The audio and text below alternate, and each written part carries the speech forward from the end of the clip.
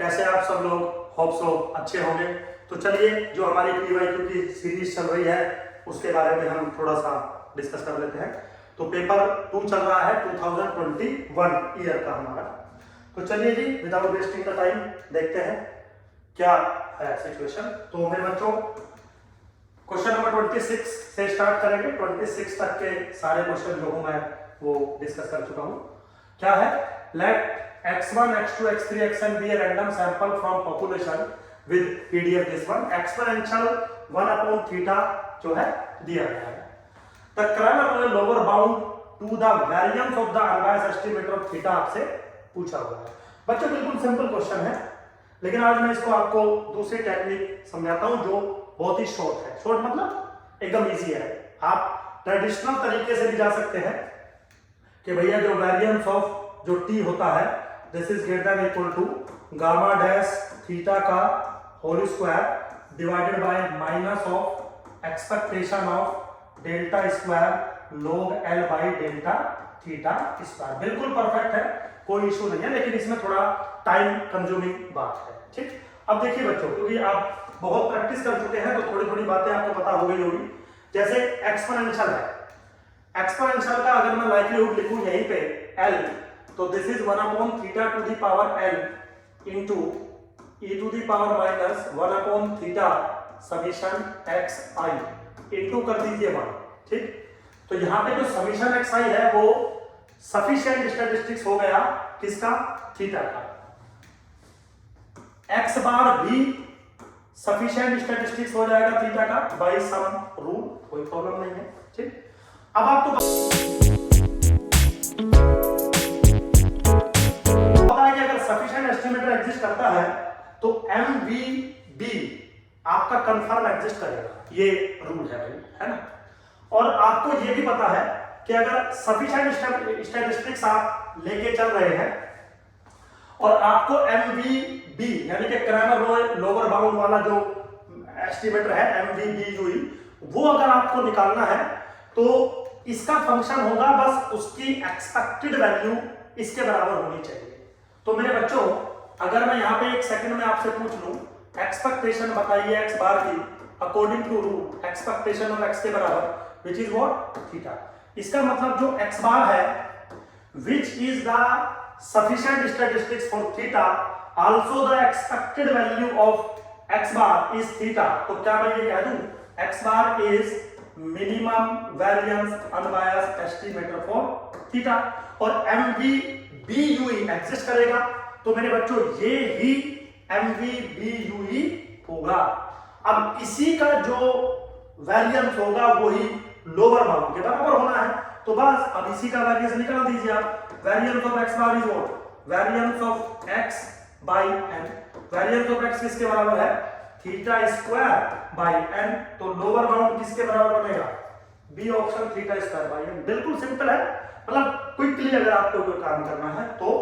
Otherwise जो traditional तरीका है मेरे बच्चों वो है आप डाल के करिए, सेम रिजल्ट आएगा, कोई इशू नहीं है। चलिए फिर आगे चलते हैं मेरे बच्चों, सिंपल है। अगला क्वेश्चन क्या है?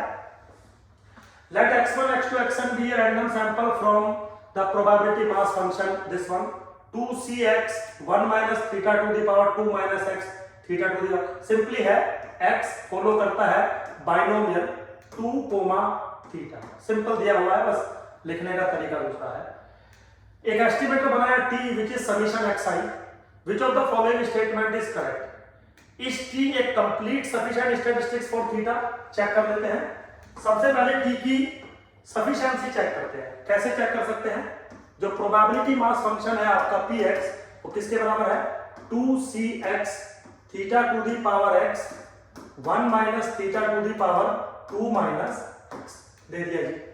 अगर मैं इसका लाइक्लीहुड फंक्शन निकालूं l, समझ लो n ऑब्जर्वेशन मुझे दी गई है, तो product of 2cxi i goes from 1 to n into theta to the power summation xi into 1 minus theta to the power 2n minus summation xi।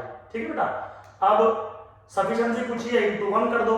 Into 1 कर दोगे तो 4 से अगर आप देखें दिस इज व्हाट t, तो यहां से यहां तक मैंने एक फंक्शन मान लिया, दूसरे वाले को अलग ले लिया, या यहां से लेके यहां तक एक फंक्शन ले लो, इसको ले जाओ इस तरफ जो वो सेकंड फंक्शन होता है, तो समीशन xi जो है वो सफिशिएंट स्टैटिस्टिक्स हो गया किसका, थीटा का, बाय द फैक्टराइजेशन थ्योरम। बिल्कुल इजी है।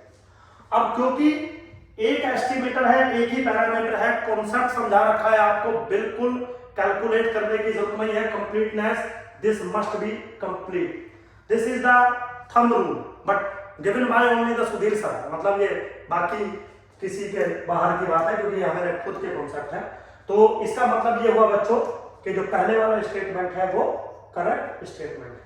अब दूसरे पे आते हैं, वो कहता है कि क्या T square minus T upon something M V U है थीटा स्क्वायर का, चेक करते हैं। देखिए बच्चों, जो टी है वो सफिशिएंट स्टैटिस्टिक्स है, तो टी स्क्वायर भी सफिशिएंट स्टैटिस्टिक्स होगा, और ये जो आप देख रहे हैं फंक्शन, ये सफिशिएंट स्टैटिस्टिक्स का जो है एक फंक्शन है।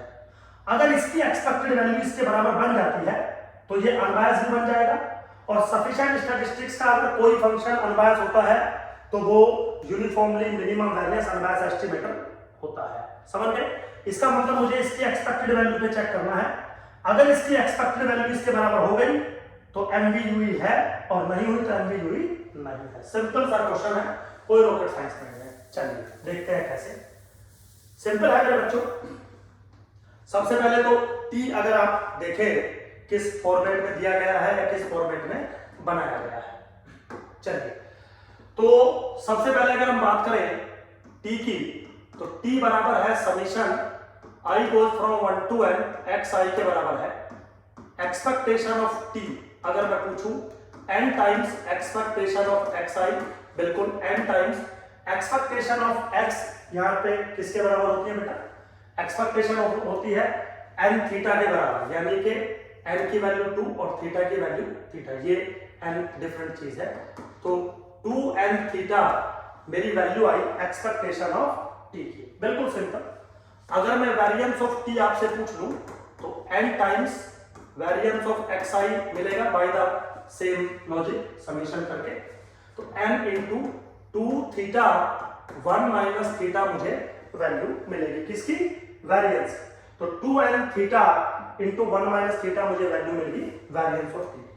अब मुझे एक्सपेक्टेशन निकालनी है इस फंक्शन की।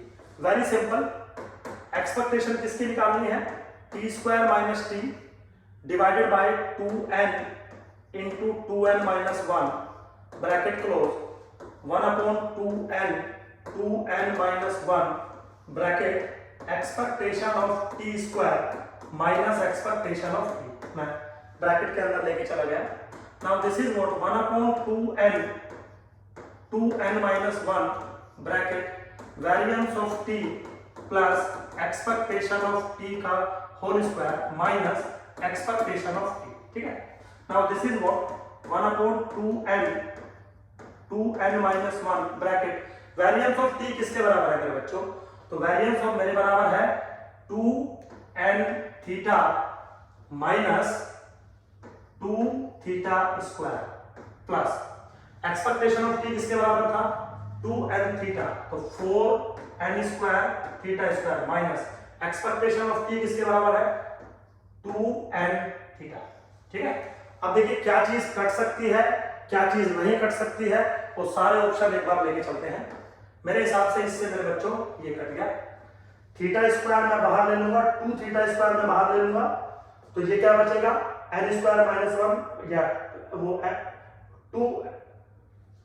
4n स्क्वायर है ना, तो मैंने एक 2 बाहर ले लिया, तो ये 2n प्लस 1 और 2n माइनस वाला फॉर्मूला बन जाएगा, इससे ये कैंसिल आउट हो जाएगा, जो वैल्यू मिलेगी वो मेरी थीटा स्क्वायर के बराबर मिलेगी। मतलब आप सोल्व कर लीजिएगा इसको, इतना कोई इसमें रॉकेट साइंस नहीं है।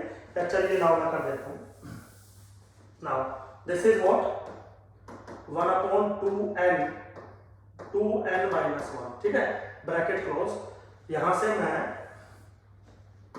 से मैं थीटा स्क्वायर इंटू 2 कॉमन ले रहा हूं, तो 2n स्क्वायर और माइनस के 1 बन रहा है बाहर, तो जाएगा ये 2n प्लस 1 2n माइनस 1, या फिर एक काम कर देता ना इसको, बट यहाँ पे फिर ये 2 है माइनस के ना, 2n थीटा माइनस के 2n थीटा स्क्वायर 2n, कुछ एक हम मिस्टेक कर रहे हैं। 2 थीटा स्क्वायर, जब हमने ये वाली वैल्यू डाली ना वेरिएंस ऑफ टी, तो 2n थीटा, ये 2n आएगा बच्चों, ये इसमें छोटी सी मिस्टेक हो रही है, बस 2n आएगा, ठीक है, सिंपल है बिल्कुल, ऐसा कोई रॉकेट साइंस नहीं, मतलब थोड़ा सा कैलकुलेशन में बस टाइम लग सकता है। तो इससे अगर ये कैंसिल आउट हो जाएगा, मैंने थीटा स्क्वायर कॉमन ले लिया और मैं यहाँ पर 2n भी साथ के साथ कॉमन ले लेता हूँ, तो यहाँ पे क्या बचेगा, यहाँ पे बचेगा 2n और माइनस के 1, ठीक है, डिवाइडेड बाय क्या है, डिवाइडेड बाय है 2n माइनस के 1, कैंसिल आउट, कितना बचा थीटा स्क्वायर, ठीक है। तो इसका मतलब इसकी एक्सपेक्टेड वैल्यू थीटा स्क्वायर के बराबर है और ये फंक्शन है सफिशिएंट स्टैटिस्टिक्स का, तो कंफर्म मेरे बच्चों ये MVU ही होगा। तो दोनों ऑप्शन करेक्ट थे, जो भी आपके ऑप्शन है दोनों ऑप्शन करेक्ट है, इसका मतलब जो C option is the correct option. बिल्कुल सिंपल है, बस कैलकुलेशन आप एक बार देख लीजिए, लग लीजिए, ठीक। चलिए आगे चलते हैं। अगला क्वेश्चन क्या है मेरे बच्चों, नेक्स्ट क्वेश्चन है, let x1 x2 x3 xn be a random sample of size 64, draw from a Poisson this one if it is given that summation xi is 256, then 95% confidence for interval आपको बताना है। तो सबसे पहले तो sample का mean यहाँ पे निकाल लेते हैं, which is 256 by 64 which is equal to 4। Sample का साइज मैंने निकाल लिया। अब थोड़ा अगर हम बात करें तो जो सैंपल लिया गया है बच्चों, कहां से लिया गया है, पॉइजन से, x1 dot dot to xn follow the Poisson lambda के बराबर, ठीक है। तो एक्सपेक्टेशन ऑफ x किसके बराबर है, लैम्डा, वेरिएंस ऑफ x किसके बराबर है, लैम्डा, बिल्कुल वेरी सिंपल। तो सबसे पहले तो लैम्डा का एक अगर हम पॉइंट एस्टिमेटर निकालें तो वो सैंपल का मीन बनता है, सैंपल का mean is point estimator of lambda. तो इसका मतलब है कि लैम्डा को अगर आप कभी भी एस्टिमेट करोगे तो वो x बार से एस्टिमेट आप कर सकते हो। यहां पे अगर मैं आपसे एक बात करूं कि एक्सपेक्टेशन ऑफ x बार किसके बराबर होगा, लैम्डा, ठीक है, एंड वेरिएंस ऑफ x बार किसके बराबर होगा, वेरिएंस ऑफ x बार की अगर आप बात करें तो variance of x upon n होता है, यानी कि लैम्डा बाई n होता है, ठीक। ऐसा मैंने क्यों किया अभी समझाता हूं। देखिए ये कॉन्फिडेंस इंटरवल का क्वेश्चन है और पॉइजन की टेबल हमारे पास होती नहीं है, बट क्योंकि सैंपल साइज लार्ज है तो अकॉर्डिंग टू स्टैटिस्टिक्स जो आपका x बार है वो नॉर्मल को फॉलो करेगा approximately with the corresponding mean lambda और with the corresponding variance lambda by n, ठीक है, ये रूल है। और आपको पता है कि अगर x बार इसको फॉलो कर रहा है और लैम्डा का आपको इंटरवल एस्टिमेशन चाहिए 95% लेवल ऑफ सिग्निफिकेंस पे, तो डायरेक्ट अब तो आपको रूल्स याद हो गए होंगे, x bar plus minus 1.96 into sigma by root n, ये रूल बनता है। अब सिग्मा बाई रूट n को मैं एक सेकंड के लिए ऐसे लिख सकता हूं, under the root of sigma square by n, बिल्कुल ठीक है। सिग्मा स्क्वायर क्या है, आपके एस्टिमेटर का वेरिएंस। तो मैं अगर चाहूं तो इसको ऐसे लिख सकता हूं, x bar plus minus 1.96 into under the root of lambda by n, ठीक है। सिग्मा स्क्वायर किसके बराबर था, लैम्डा के, सिग्मा स्क्वायर किसके बराबर था, लैम्डा के, ये है सिग्मा स्क्वायर आपका। तो लैम्डा बाई n यानी कि सिग्मा स्क्वायर बाई n मैंने ऐसे ले लिया। अब लैम्डा आपके पास है नहीं तो उसका एस्टिमेटर आप इस्तेमाल करेंगे, एस्टिमेट इस्तेमाल करेंगे तो confidence interval x bar plus minus 1.96 into under the root of x bar by 4, x by 4 में 64 x बार किसके बराबर है, दिस वन, तो किसके बराबर आ गया, x bar plus minus 1.96 divided by 4, ठीक है। सिंपल है बच्चों, बिल्कुल ऐसा कोई इसमें रॉकेट साइंस नहीं ली है। 0.49 इसकी वैल्यू बनेगी, तो आ गया 4 प्लस माइनस 0.49, ठीक है। अब इसको अगर आप सॉल्व करोगे तो ए ऑप्शन आपको करेक्ट ऑप्शन में दिखने लगेगा। बहुत सिंपल है, ऐसा कुछ भी रॉकेट साइंस नहीं है, बस आप ये बात समझिएगा। देखिए जैसे यहाँ पे इंटरवल एस्टिमेशन आपने देखा है, तो इंटरवल एस्टिमेशन जब आप बनाते हो या तो जेड बनेगा, या तो काई स्क्वायर बनेगा, या तो टी बनेगा, या तो एफ बनेगा। इसके अलावा और कुछ बन ही नहीं सकता है, पॉसिबल ही नहीं है। तो अब अगर पॉइजन से आपको कुछ बनाना है तो काई स्क्वायर टी और एफ तो बनेंगे नहीं, एक ही बन सकता है जेड। उसी पे मेरे बच्चों आपको थोड़ा सा काम करना है और थोड़ा सा देख लिया करो। अगर सैंपल साइज 30 से बड़ा है तो कहीं ना कहीं वो चाहता है कि आपको CNT के बारे में कुछ ना कुछ नॉलेज हो, ताकि आप उसको अप्लाई कर सके। चलिए खैर, आसान था सब कुछ, ज्यादा वेस्ट नहीं करूंगा टाइम आपका। थैंक यू वेरी मच, मिलते हैं नेक्स्ट वीडियो में।